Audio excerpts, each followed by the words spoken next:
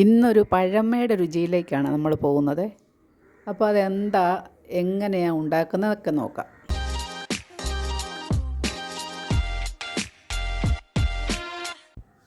Hello, എല്ലാവർക്കും സ്വാഗതം.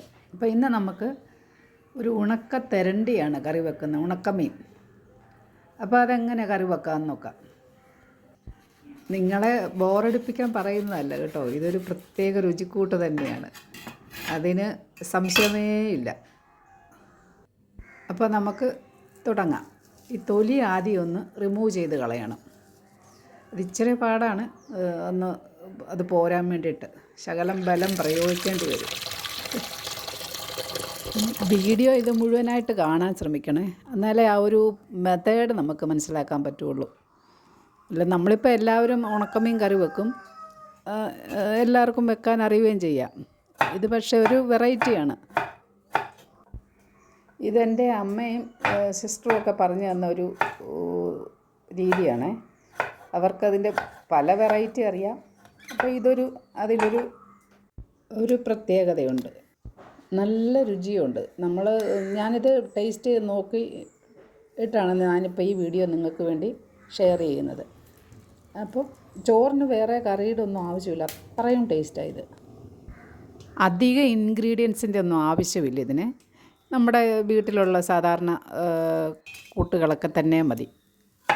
എന്താണെന്ന് വെച്ചാൽ ചുമന്നുള്ളി, അതുപോലെ തേങ്ങ, പിന്നെ മുളക് പൊടി, കുടംപുളി, ഇത്രയത്തിൻ്റെ ആവശ്യമുള്ളൂ. കുറച്ച് മഞ്ഞൾപ്പൊടിയും വേണേ. നമുക്ക് ഈ മീനൊന്ന് മുറിച്ച് ക്ലീനാക്കി എടുക്കണം. ഉപ്പുള്ള മീനാണല്ലോ, അപ്പോൾ ഉപ്പൊന്ന് കളയണം.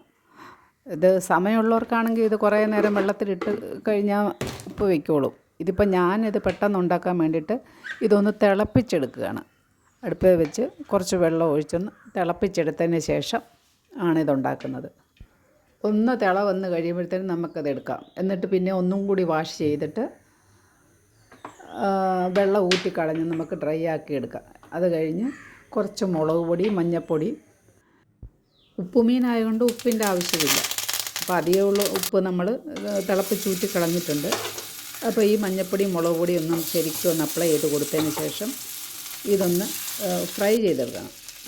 ഷാലോ ഫ്രൈ മതി, ഡീപ്പ് ഫ്രൈഡ് ആവശ്യമില്ല. അപ്പോൾ ഇതൊന്ന് നമുക്ക് ഫ്രൈ ചെയ്തെടുക്കാം.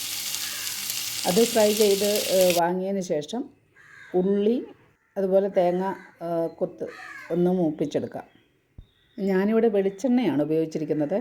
അപ്പോൾ നമ്മൾ മീൻ ഫ്രൈ ചെയ്ത എണ്ണയിൽ തന്നെ ഈ രണ്ട് ഐറ്റംസും കൂടെ നമുക്ക് ഒന്ന് മൂപ്പിച്ചെടുക്കാം.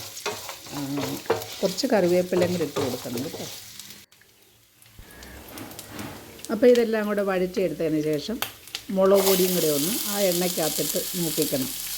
കടുക് പൊട്ടിച്ചതിന് ശേഷം ആവശ്യമുള്ള മുളക് പൊടി ഇട്ട് കൊടുത്ത് ആ ഒരു പച്ചമണം മാറി വരുമ്പോഴത്തേക്കിന് മഞ്ഞൾപ്പൊടി ഇടണം കേട്ടോ. സോറി, മഞ്ഞൾപ്പൊടിയുടെ കാര്യം എപ്പോഴും മറന്നു പോകും പറയാൻ വേണ്ടിയിട്ട്.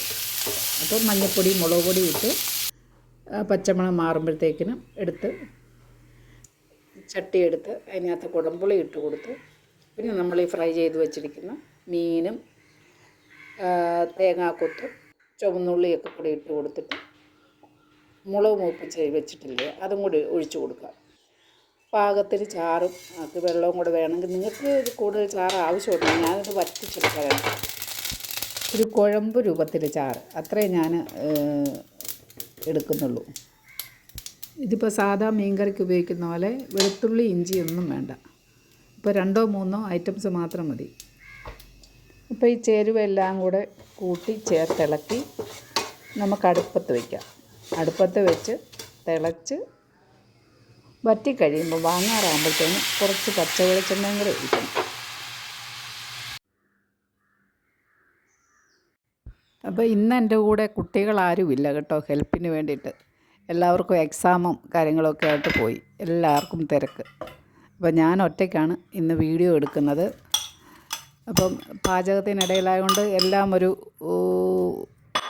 ബുദ്ധിമുട്ടുകളും മിസ്റ്റേക്സുകളൊക്കെ ഉണ്ട്.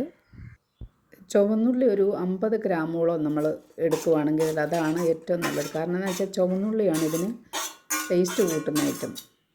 അതുപോലെ തേങ്ങാക്കൊത്തും. ഉപ്പ് അധികമുള്ള മീനാണെങ്കിൽ നമ്മൾ തിളപ്പിച്ച് ഊറ്റി കഴിഞ്ഞിട്ടും ഉപ്പ് പോയിട്ടില്ല എന്നുണ്ടെങ്കിൽ ബാക്കിയുള്ള ഉപ്പ് ഈ തേങ്ങാക്കൊത്തയിലും ചുവന്നുള്ളിയിലും നന്നായിട്ട് പിടിച്ചോളും. അപ്പോൾ പുളിയും കൂടെ ഇറങ്ങി കഴിയുമ്പോഴത്തേന് എല്ലാം പാകമായിരിക്കും. പച്ചമീനൊക്കെ കിട്ടാത്ത സ്ഥലങ്ങളുണ്ടാവുമല്ലോ. അപ്പം മീനൊക്കെ കൂട്ടാൻ ഇഷ്ടമുള്ളവർ ഇതുപോലെ ഉണക്കമീനൊക്കെ സ്റ്റോർ ചെയ്ത് വെച്ചിട്ടുണ്ടായിരിക്കും. അപ്പോൾ അങ്ങനെ ഉണ്ടെങ്കിൽ ഇതുപോലെ ചെറിയ വെറൈറ്റി പരീക്ഷണങ്ങളൊക്കെ ആവാം. പല വിധത്തിലും വയ്ക്കാം. ഇപ്പം ഇതൊന്നും മൂപ്പിക്കാതെ, അതായത് വഴറ്റിയിടാതെയും മുളക് പൊടി മൂപ്പിക്കാതെയൊക്കെ നമുക്കുണ്ടാക്കാം. കടുകും താളിച്ച് അങ്ങനെ പല വെറൈറ്റികളുണ്ട്. അതുപോലെ തേങ്ങ അരച്ച് മാങ്ങ ഇട്ട്, അപ്പോൾ ഒത്തിരി വെറൈറ്റീസ് ഉണ്ട്. എല്ലാം ഞാൻ നിങ്ങളെ ചെയ്ത് കാണിക്കാം. ഇതിപ്പോൾ ഞാൻ വലിയൊരു കുക്കൊന്നുമല്ല കേട്ടോ. എനിക്കറിയാവുന്ന കുറേ പാചകങ്ങൾ എൻ്റെ അമ്മൂമ്മ ഒക്കെ വെച്ച ഒരു രീതികൾ, ഒരു വെറൈറ്റി ഡിഷുകൾ, അത്രയൊക്കെ ഉള്ളൂ. അപ്പം എല്ലാവർക്കും ഞാൻ ഉണ്ടാക്കുന്നതൊക്കെ ഇഷ്ടപ്പെടുന്നുമുണ്ട്. അപ്പോൾ അങ്ങനെയുള്ള കുറേ ഐറ്റംസ് ഒക്കെ നിങ്ങളേക്ക് ഷെയർ ചെയ്യുന്നതാണ് കേട്ടോ.